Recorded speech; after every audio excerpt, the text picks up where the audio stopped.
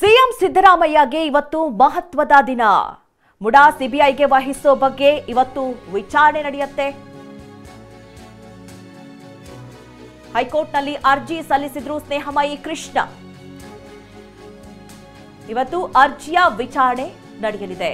ಧಾರವಾಡದ ಏಕಸದಸ್ಯ ಪೀಠದಲ್ಲಿ ರಿಟ್ ಅರ್ಜಿ ವಿಚಾರಣೆ ಜೊತೆಗೆ ತನಿಖಾ ಪ್ರಗತಿ ವರದಿಯನ್ನ ಸಲ್ಲಿಸಲಿದೆ ಲೋಕಾಯುಕ್ತ.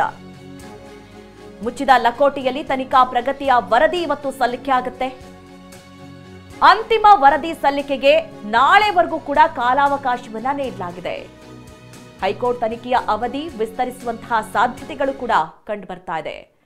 ಸಿಎಂ ಸಿದ್ದರಾಮಯ್ಯ ಅವರಿಗೆ ಇವತ್ತು ಒಂದು ಮಹತ್ವದ ದಿನ. ಏಕೆಂದ್ರೆ ಮುಡಾ ಸಿಬಿಐಗೆ ವಹಿಸಬೇಕು ಅನ್ನುವಂತಹ ಕುರಿತಂತೆ ಸ್ನೇಹಮಯಿ ಕೃಷ್ಣ ಅರ್ಜಿಯನ್ನ ಸಲ್ಲಿಸಿದ್ರು.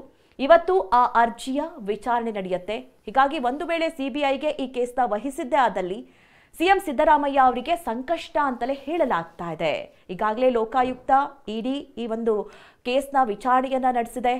ವಿಚಾರಣೆ ನಡೆಸಿರುವಂತಹ ಲೋಕಾಯುಕ್ತ ಇವತ್ತು ವರದಿಯನ್ನ ಸಲ್ಲಿಕೆ ಮಾಡುವಂತಹ ಸಾಧ್ಯತೆಗಳು ಕೂಡ ದಟ್ಟವಾಗಿ ಕಂಡು ಬರ್ತಾ ಇದೆ. ಮುಚ್ಚಿದ ಲಕೋಟೆಯಲ್ಲಿ ತನಿಖಾ ಪ್ರಗತಿಯ ವರದಿಯನ್ನ ಇವತ್ತು ಸಲ್ಲಿಕೆ ಮಾಡುವಂತಹ ಸಾಧ್ಯತೆ, ಅಂದ್ರೆ ಅಂತಿಮ ವರದಿ ಸಲ್ಲಿಕೆಗೆ ನಾಳೆವರೆಗೂ ಕೂಡ ಕಾಲಾವಕಾಶ ಇದ್ದು ಹೈಕೋರ್ಟ್ ತನಿಖೆಯ ಅವಧಿ ವಿಸ್ತರಿಸುವಂತಹ ಸಾಧ್ಯತೆಗಳು ಕಂಡು ಬರ್ತಾ ಇದೆ.